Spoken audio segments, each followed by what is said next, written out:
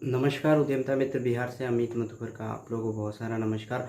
आज होली की समाप्ति के बाद लोग फिर अपने काम पर लौट गए हैं। आज हम डिस्कस करना चाहते हैं कि बिहार में लगभग ज़िला में बैकलॉग का जो पुराना ट्रेनिंग था वो समाप्त हो गया है और उन ट्रेनिंग के समाप्त होने के बाद उनके डीपीआर का जो है अप्रूवल के लिए और कोटेशन जो आपने बनाया है प्रोजेक्ट के हिसाब से उनको अप्रूवल के लिए बिहार सरकार के इंडस्ट्री डिपार्टमेंट को वो ट्रेनिंग सेंटर स्कैन करके आपका सर्टिफिकेट वगैरह वहाँ स्कैन करके भेजती है ताकि डीपीआर अप्रूवल हो जाए और जो अमाउंट का आपको ट्रेनिंग के बाद पेमेंट मिलना है वो पेमेंट वहाँ से संपुष्टि होके आ जाए और वो संपुष्टि हो जाने के बाद ही उस अमाउंट के लिए सरकार आपको तय करेगी कि ये पैसा इनको डीबीटी के माध्यम से या डायरेक्ट अकाउंट में आरटीजीएस किया जाना है। तो ये जो बैकलॉग का ट्रेनिंग था वो दो तरह का था। कुछ लोग का ट्रेनिंग कोरोना से पहले हो गई थी और उनका पेमेंट नहीं मिला था। उन लोगों में से बहुत सारे लोगों का पेमेंट अभी जस्ट रिलीज हुई है और उन लोगों को शेड निर्माण करने की जो प्रक्रिया है वो 2.5 लाख में, जैसे कि पिछले दिन ट्रेनिंग में चर्चा हुई थी कि 2.5 लाख रुपए में उनको शेड बनाना है और शेड बना के उनको रिपोर्ट देना है, यानी कि जीएसटी बिल के साथ उनको सबमिट करना होगा। और आप जो शेड का निर्माण किए हैं उसका फोटोग्राफी भी जिला उद्योग केंद्र के प्रतिनिधि या महाप्रबंधक जाके करेंगे और अपना फोटो भी वहां पर खींचेंगे और वो फोटो सहित आपके जो 2.5 लाख रुपए हैं उनका उपयोगिता प्रमाण पत्र बना के और बिहार सरकार को यहाँ से भेजा जाना है। और बिहार सरकार जब 2.5 लाख रुपया जो आपका शेड निर्माण का प्रथम किस्त के रूप में बैकलॉग के लिए लोगों को जिनको ट्रेनिंग हुआ है उन लोगों को देगी और तब जाके आपको मशीन के लिए द्वितीय किस्त के लिए अनुमोदन होगा। यानी कि आपका जो बैकलॉग का ट्रेनिंग है, यानी कि मुख्यमंत्री अनुसूचित जाति जनजाति उद्यमी योजना और मुख्यमंत्री अत्यंत पिछड़ा वर्ग उद्यमी योजना, ये योजना जो था जिसका बैकलॉग का कुछ ट्रेनिंग बचा हुआ था, जिसका कुछ कोरोना से पहले ट्रेनिंग हो गया और कुछ ट्रेनिंग इधर हुआ है, तो बैकलॉग वाले का पेमेंट भी आ गया और नया लोग का पेमेंट नहीं आना है क्योंकि ये जो ट्रेनिंग हो रहा है वो 3 किस्त में पेमेंट वाला एक सर्कुलर था। और अभी जो मुख्यमंत्री उद्यमी योजना जो 4 फेज में 4 कैटेगरी में बांटा गया है उनका पेमेंट 2 तरह से होना है, उसकी प्रक्रिया अभी चल रही है। वो अभी उसमें थोड़ा देरी लगेगा क्योंकि ट्रेनिंग अभी स्टार्ट ही हुई है और उसका अनुमोदन बहुत जगह नहीं हो पाया है। और लेकिन जिनका पेमेंट आ गया है उनको बिल वाउचर कैसे डालना है, तो जो चीज भी आप खरीदे हैं उन सारे चीज का बिल आपको जीएसटी पेड बिल रखना पड़ेगा क्योंकि गवर्नमेंट का जो पेड बिल है वही उसी से मान्य होता है कि आपने वो सामान खरीदा,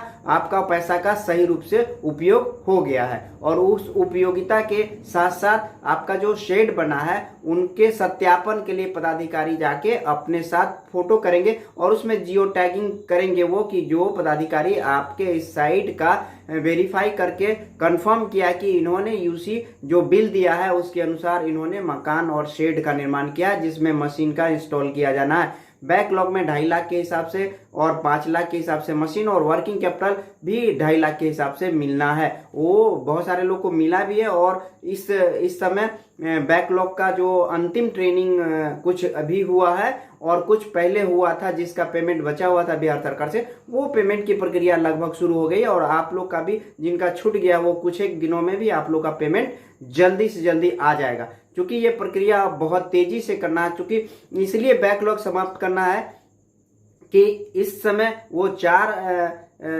कैटेगरी का जो मुख्यमंत्री उद्यमी योजना का जो शुरुआत की गई है उसका भी ट्रेनिंग हो रहा है। उनके डीपीआर कोटेशन और उनका सर्टिफिकेट का scan copy department of industry को अप्रूवल के लिए भेज दिया जा रहा है और उनको भी आरटीजीएस के माध्यम से पेमेंट करने की प्रक्रिया बहुत जल्दी शुरू हो जानी है। और इसके बाद आपका जो डीआईसी में जो प्रक्रिया अपनाई जाती है कि आप जो भी आप काम करना चाहते हैं उसके अनुरूप शेड बना होना चाहिए और बिल वाउचर होना चाहिए और वो शेड होना चाहिए क्योंकि जो पदाधिकारी सत्यापित करने के लिए जाएंगे उनको दिखना चाहिए कि वो शेड वहां पर है। और जब वो शेड होगा ऐसी स्थिति में ही आपको आपका यूसी उपयोगिता प्रमाण पत्र बिहार सरकार को 2.5 लाख रुपए का भेजा जाएगा। तब आपको मशीन के लिए द्वितीय किस्त का अनुमोदन प्राप्त होगा और तब ही आपको 5 लाख रुपए आपको द्वितीय किस्त के रूप में आपके अकाउंट में वहां से क्रेडिट किया जाएगा।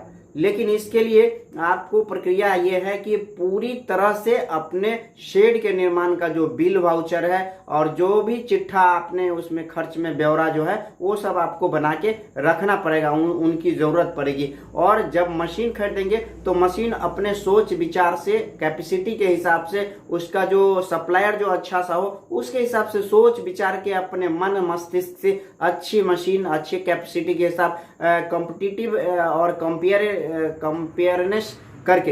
करके आप मशीन का खरीदारी करें जो आपके लिए उपयुक्त हो। और आप बिल वाउचर के चक्कर में ना रहें, क्योंकि कभी भी जांच होगी तो आपका यूनिट नहीं पाए जाने पर आपको दंडित भी किया जा सकता है। क्योंकि बिहार में उद्यमी योजना का उद्देश्य है इंडस्ट्रियलाइजेशन हो और यहाँ पे लोग इंडस्ट्री लगाएं। और जो हमारा मकसद है जो यहाँ पे इंडस्ट्री लगे, उसके लिए अगर आप गलत काम करना चाहते हैं, बिल वाउचर लगा के अपने आप को सबमिट करते हैं, तो वो जो पदाधिकारी संपुष्ट करते हैं उनको भी कटघरे में रखा जा सकता है। क्योंकि हमारा उद्देश्य है कि जो भी पैसा आपको मिला है उन पैसा का सही उपयोग हो। बिहार सरकार का जो मंशा है इंडस्ट्रियलाइजेशन का, हाथ में रोजगार का जो एक अवसर देना है, वो पूरी तरह होना चाहिए। क्योंकि जब भी आप फंड डाइवर्ट करेंगे, आप इंडस्ट्री नहीं लगाएंगे, तो निश्चित रूप से इस योजना का पूर्ण रूप से सफलता पर प्रश्न चिन्ह लगेगा और उसके लिए आप जिम्मेदार होंगे। और आपका भी दायित्व है कि अगर मुझे यह अवसर मिला है तो उस अवसर को हम सही से उपयोग करें। अगर सही से उपयोग नहीं करते हैं तो कुछ एक दिन बाद फिर वही स्थिति होगी जो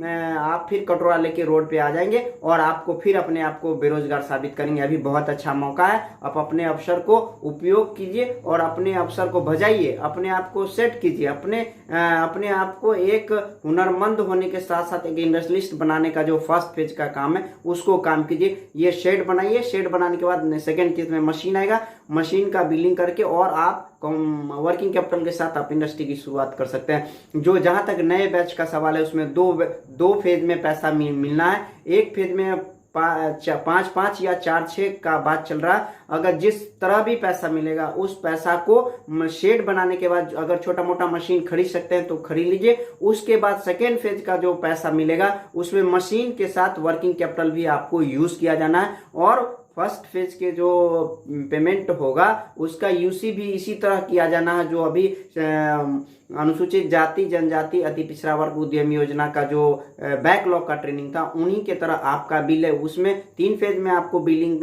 2 फेज में बिलिंग करना था। इसमें भी मशीन और आपका शेड का बिलिंग तो निश्चित रूप से आपको करना होगा, तभी पता चलेगा कि आपका इंडस्ट्री के लिए ये पैसा उपयोग हुआ है और फंड डाइवर्ट नहीं हुआ। और इंडस्ट्री को चलता हुआ पदाधिकारी जाके आपको वेरीफाई भी करेंगे, उनका वीडियो भी बनेगा। इसलिए हम चाहेंगे कि जिनको भी पैसा मिला है फर्स्ट फेज का वो शेड बनाइए, सेकेंड फेज का जिनको पैसा मिला है वो मशीन खरीदिए और मशीन खरीद के इंस्टॉल कीजिए। और इंस्टॉल करके आप जो है सो वीडियो बनाइए और पदाधिकारी जाके संपुष्ट करेंगे, तब जाके आपको सेकेंड किस्त और थर्ड किस्त की बात होगी बैकलॉग के लिए। और नए मुख्यमंत्री उद्यमी योजना जो इस साल ट्रेनिंग हो रही है उनके लिए भी है कि आप जितना भी आपका प्रोजेक्ट में आपने एक कोटेशन डाला उसके हिसाब से मशीन लगाइए, बिहार में इंडस्ट्रियलाइजेशन के लिए काम कीजिए। हम आपसे चाहते हैं, मेरा रिक्वेस्ट है कि जिनका भी पेमेंट हो रहा है या हुआ है वही इंडस्ट्री वही तरह से लगाइए जैसे आपने प्रोजेक्ट को डीपीआर के लिए गवर्नमेंट को भेजा